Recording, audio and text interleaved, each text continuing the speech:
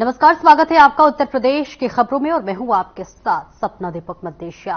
Bulletin का आगाज करेंगे। उत्तर प्रदेश राज्य विधानमंडल का मानसून सत्र शुरू हो चुका है, तो वहीं सत्र से पूर्व पत्रकार बंधुओं से वार्ता करते हुए मुख्यमंत्री योगी आदित्यनाथ ने कहा कि 29 जुलाई यानी कि सोमवार से विधानसभा का मानसून सत्र शुरू हो रहा है।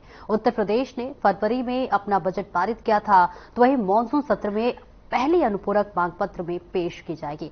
वहीं मुख्यमंत्री योगी आदित्यनाथ ने विधानसभा सत्र की शुरुआत के मौके पर पत्रकारों को संबोधित कर रहे थे। मित्रों, उत्तर प्रदेश विधानमंडल का सत्र आज से प्रारंभ हो रहा है। ये मानसून सत्र है। मानसून सत्र में मैं सबसे पहले सभी माननीय जनप्रतिनिधियों का, माननीय विधायक, माननीय विधान परिषद सदस्य और विधानमंडल की कार्रवाई को सकुशल संपन्न करने में योगदान देने वाले सभी दलों से जुड़े हुए अन्य जो उनके सहयोगी हैं, विधानसभा और विधान परिषद के सचिवालय से जुड़े हुए जो अधिकारीगण हैं, इन सबका मैं हृदय से स्वागत करता हूं। हम सब जानते हैं कि उत्तर प्रदेश ने फरवरी में ही अपना बजट पास कर लिया था। मानसून सत्र में प्रदेश की आवश्यकता को ध्यान में रखते हुए पहला अनुपूरक मांग भी सदन में प्रस्तुत होगा। स्वाभाविक रूप से उत्तर प्रदेश आज देश की सबसे बड़ी उभरती हुई अर्थव्यवस्था की ओर अग्रसर हुआ है और यही कारण है कि उत्तर प्रदेश ने पिछले 7 वर्ष में प्रधानमंत्री मोदी जी के मार्गदर्शन में, उनके यशस्वी नेतृत्व में जिन ऊंचाइयों को प्राप्त किया है वे अभूतपूर्व हैं, अविस्मरणीय हैं, अनुकरणीय हैं। सदन की कार्रवाई सुचारू रूप से चले और उत्तर प्रदेश के इस विकास में सभी माननीय सदस्यों का, वे सत्ता पक्ष हों या विपक्ष हों, सभी का योगदान मिल सके, इसके लिए मैं सभी माननीय जनप्रतिनिधियों का आह्वान करूंगा और खासतौर पर विपक्षी सदस्यों से मैं कहूंगा कि वे जिन भी उन रचनात्मक मुद्दों को लेकर के सदन का ध्यान आकर्षित करना चाहेंगे, प्रदेश के विकास से जुड़ी हुई, प्रदेश की जनता जनार्दन से जुड़ी हुई हर समस्या का समाधान करने के लिए सरकार पूरी प्रतिबद्ध है। सदन का मंच उस चर्चा का, परिचर्चा का विषय बने, इसके लिए हम लोग पूरी तैयारी के साथ, मेरे सहयोगीगण उसका जवाब देंगे। सरकार इसका जवाब देने के लिए पूरी तत्परता के साथ वहां पर उपस्थित रहेगी। सदन की कार्रवाई सुचारू रूप से चल सके, विधायी कार्य सकुशल संपन्न हो सके, इसके लिए माननीय सदन से जो भी माननीय सदस्यगण हैं, उन सब से मैं अपील करूंगा कि वे सभी अपना सकारात्मक योगदान मानसून सत्र के सुचारू संपन्न करने में अपना योगदान देंगे। इसके लिए आज से प्रारंभ हो रहे मानसून सत्र में मेरी सभी माननीय सदस्यों से अपील होगी। मैं एक बार फिर से मानसून सत्र के प्रारंभ होने के लिए के अवसर पर सभी अपने माननीय सदस्यों का, जो इस सदन के कार्यक्रम में भाग लेने के लिए आए हैं, वैसे भी यह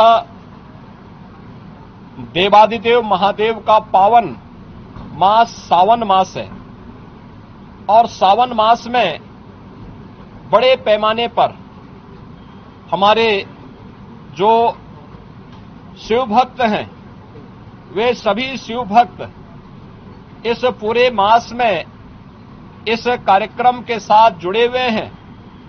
तो सावन मास में एक तरफ शिव भक्तों की कावड़ यात्रा और दूसरी तरफ जनता जनार्दन की सेवा के लिए निरंतर प्रयत्नशील हमारे जनप्रतिनिधिगण उनसे जुड़े हुए मुद्दों को लेकर के, प्रदेश के विकास से जुड़े हुए मुद्दों को लेकर के, प्रदेश के जुड़ी हुई किसी समस्या को लेकर के सदन के मंच पर जो भी पटल पर जो भी बातें उनके द्वारा रखी जाएंगी उन मुद्दों पर एक सकारात्मक बहस के लिए सरकार पूरी तैयारी के साथ है। और मुझे पूरा विश्वास है कि मानसून सत्र को यहां पर प्रदेश के विकास, जन कल्याण से जुड़े हुए अनुपूरक मांगों को एक सार्थक चर्चा का विषय बना करके हम उसे व्यवस्थित रूप से आगे बढ़ाने में अपना योगदान देंगे।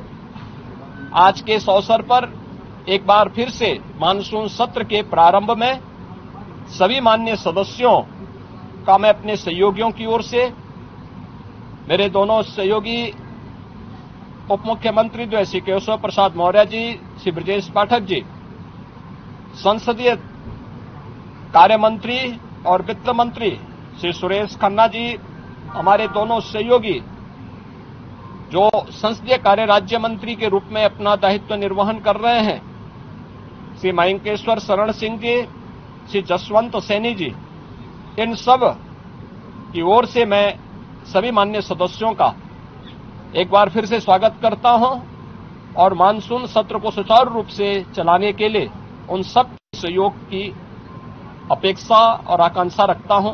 धन्यवाद। जय हिंद।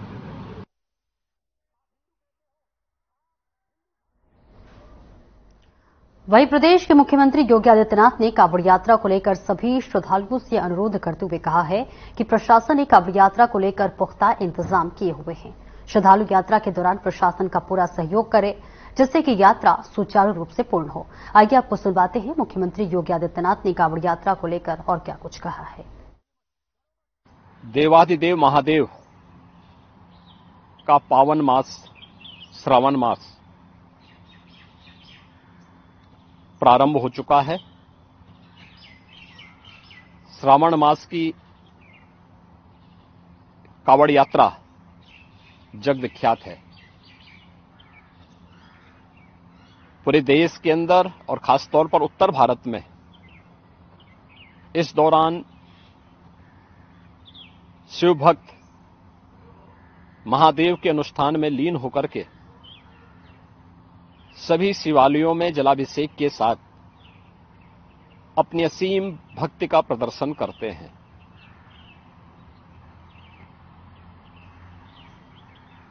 केंद्र और राज्य शासन ने मिलकर के श्रद्धालु जनों की सुरक्षा, उनकी सुविधा, उनकी सुगम और सुरक्षित यात्रा के लिए अनेक प्रबंध किए हैं। कहीं कोई दिक्कत न हो, कहीं कोई अव्यवस्था न फैले,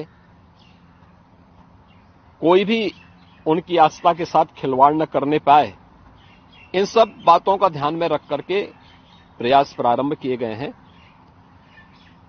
लेकिन हमें इस बात जरूर ध्यान में रखना होगा, मैं सभी श्रद्धालु जनों से इस बारे में विनम्र अनुरोध करूंगा। हम लोग भी शिव भक्त हैं, महादेव की असीम कृपा हम लोगों पे बनी रही है और निरंतर हम महादेव से यही प्रार्थना करते हैं कि उनकी कृपा सदैव बनी रहे। कोई भी पर्व और त्योहार, कोई भी साधना बिना आत्मानुशासन के पूरी नहीं होती है। सुगम और सुरक्षित यात्रा के लिए हमें और रुकेंगे छोटे से ब्रेक के लिए, जल्द लौटते हैं।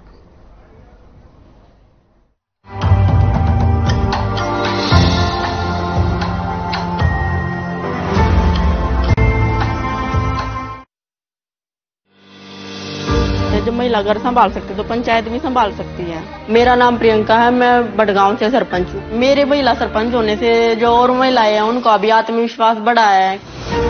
भारत और हरियाणा सरकार के सपोर्ट से नॉन स्टॉप हमारे सभी कार्य हो रहे हैं। गांव की सेफ्टी के लिए सीसीटीवी लगवा दिए, गलियां बनवाई। इस गांव में पानी की समस्या ज्यादा थी तो उसके लिए भी हमने आरओ लगवाए हैं। सरकार ने बजट भी कर दिया है। शिक्षा के क्षेत्र में भी कार्य हो रहा है, चिकित्सा के क्षेत्र में भी हो रहा है, खेलों में सपोर्ट मिल रहा है बच्चों को। हमारा हरियाणा, नॉन स्टॉप हरियाणा।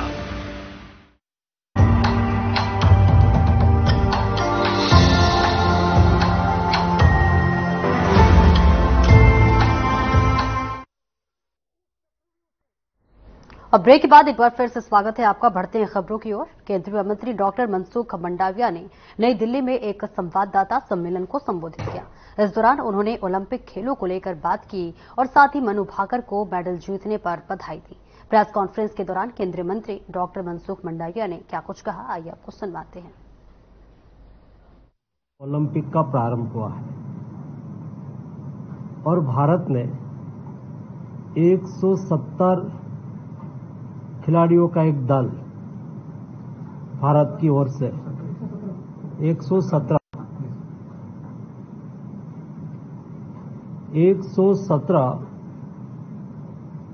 पहले से स्टार्ट करता हूं।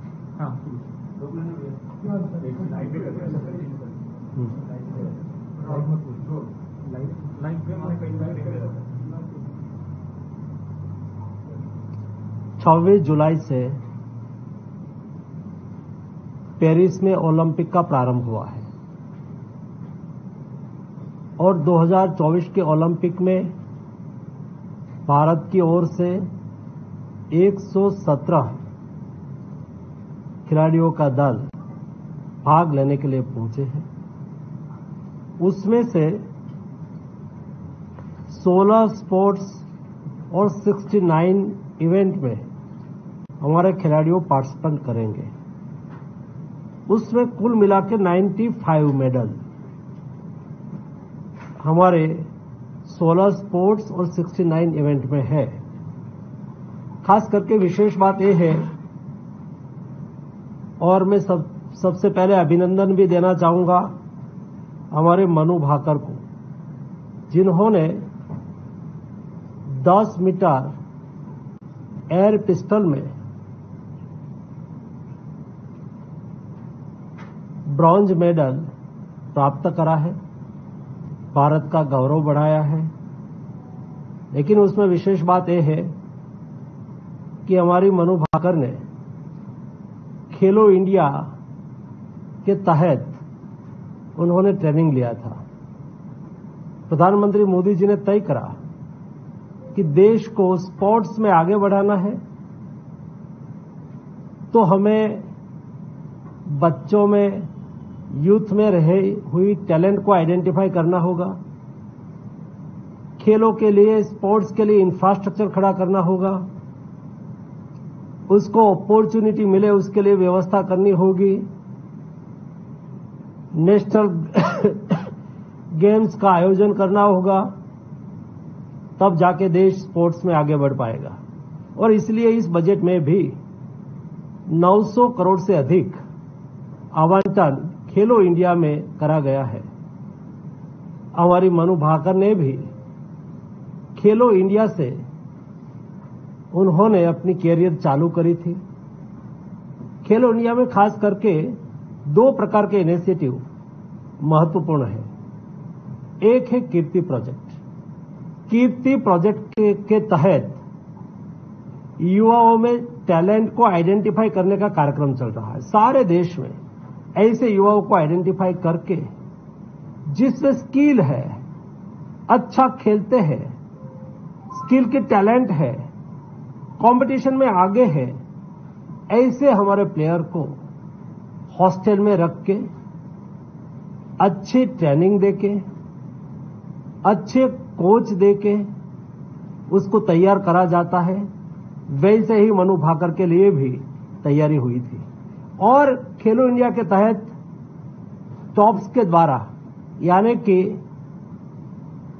ऐसे खिलाड़ी जो टारगेटेड ओलंपिक पोडियम स्कीम, यानी कि उसको जो टैलेंट है जिस खिलाड़ियों में, उसको टारगेट करना है, उसको विशेष ट्रेनिंग देनी है।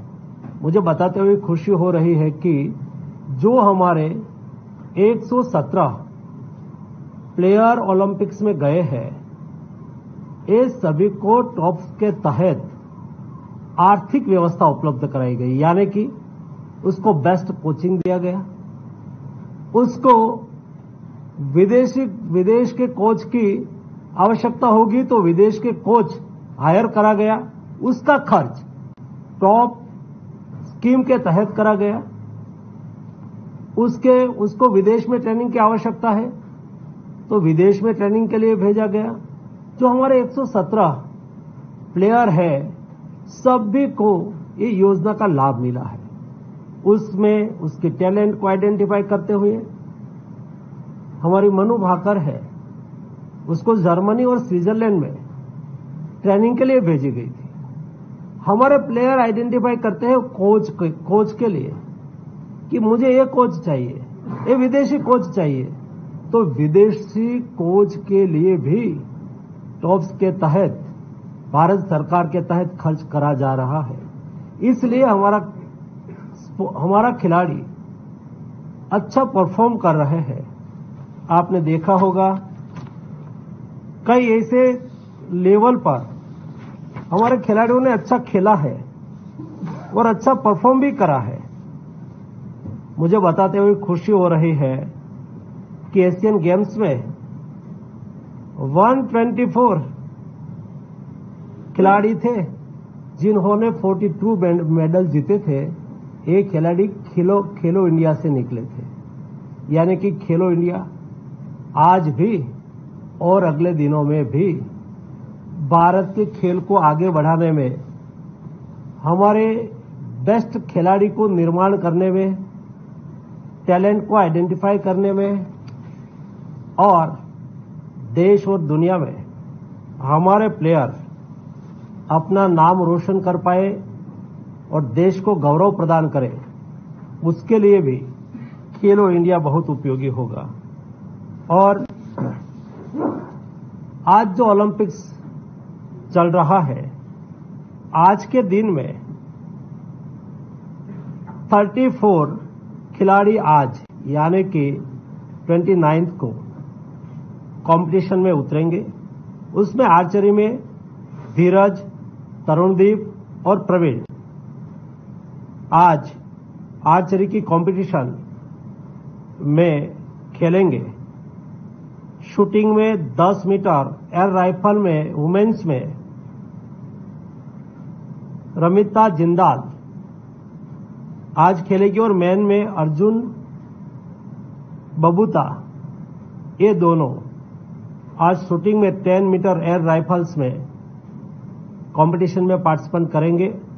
बैडमिंटन में सात्विक और चिराग दोनों हमारे खिलाड़ी आज खेलेंगे। मैं अपेक्षा करता हूं कि हम सब लोग, भारतीय लोग, चीयर फॉर भारत हैशटैग से सोशल मीडिया के द्वारा हमारे प्लेयर को प्रोत्साहित करें, उसका हौसला बढ़ाएं और हम सब लोग आज मनु भाकर को भी विशेष अभिनंदन देते हैं। आपने भारत का नाम रोशन करा है ओलंपिक्स में और आपकी आने वाली 2 इवेंट है जिसमें आप पार्टिसिपेट करने जा रही है। उसमें मिक्स एयर पिस्टल में आप सर्वजोत के साथ खेलेगी और तीसरी आपकी इवेंट है 25 मीटर एयर पिस्टल में। दोनों इवेंट में आपकी सफलता के लिए हम शुभेच्छा देते हैं। धन्यवाद।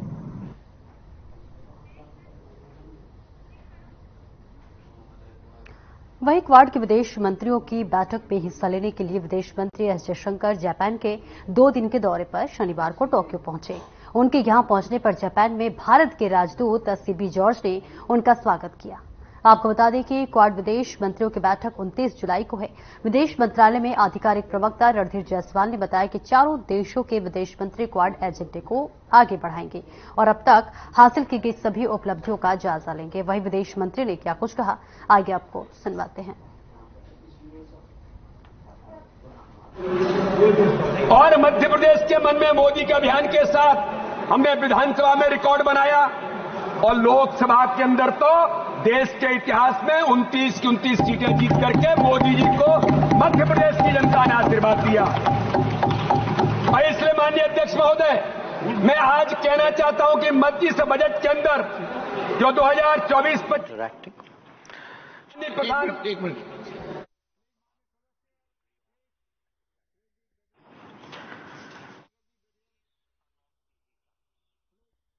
A major challenge is to ensure global economic growth while also de-risking it.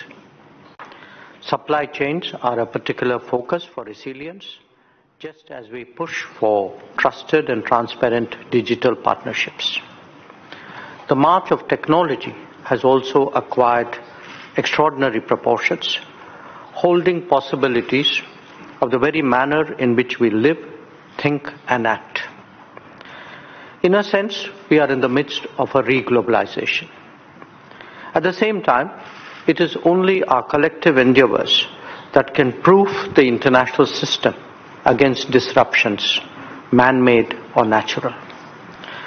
But we have significant additional responsibilities as well. As political democracies, pluralistic societies and market economies, there is the key question of upholding a rules-based order. It is only our collaboration that can ensure that the Indo-Pacific remains free, remains open, stable, secure and prosperous. The commitment to doing global good that we have all undertaken has a resonance far beyond this region. It is therefore essential that our political understanding strengthens, our economic partnerships grow, our technology collaborations expand and our people-to-people comfort intensifies.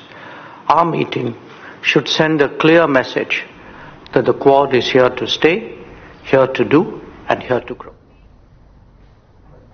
Delhi के राजेंद्र नगर स्थित coaching centre की दुखद घटना पर पूर्व लोकसभा सांसद जयप्रदा ने एक वीडियो संदेश साझा किया है। गौरतलब है कि इस घटना में 3 छात्रों की जान चली गई थी। आइए आपको सुनवाते हैं उन्होंने दिल्ली की इस घटना को लेकर क्या कुछ कहा। 3 यूपीएससी के स्टूडेंट आज हमारे बीच में नहीं रहे। दिल्ली में कोचिंग सेंटर के बेसमेंट में पानी भरने के वजह से बच्चों की जान चली गई। यह हादसा बहुत दुखद है। ये बच्चे हमारे देश के भविष्य थे। उनके बस एक ही सपना था कि पढ़ लिखकर उस मुकाम तक पहुंचना है जिसे उनके माता पिता ही नहीं, समाज को उन पर गर्व हो। आखिर उनके मौत का जिम्मेदार कौन है? इस घटना के जिम्मेदार किससे माना जाए? स्थानीय लोगों के शिकायत के करने के बावजूद भी नाले की कोई सफाई नहीं हुई। इसके लिए दिल्ली सरकार को जवाब देना होगा और जिस परिवार से अपने बच्चों को खो दिया हो, मैं ऊपर वाले से प्रार्थना करती हूं इस दुख की घड़ी में उन परिवार को हिम्मत दे। ओम शांति। और इस बुलेटिन में इतना ही। खबरों का सिलसिला आगे भी जारी रहेगा। नमस्कार।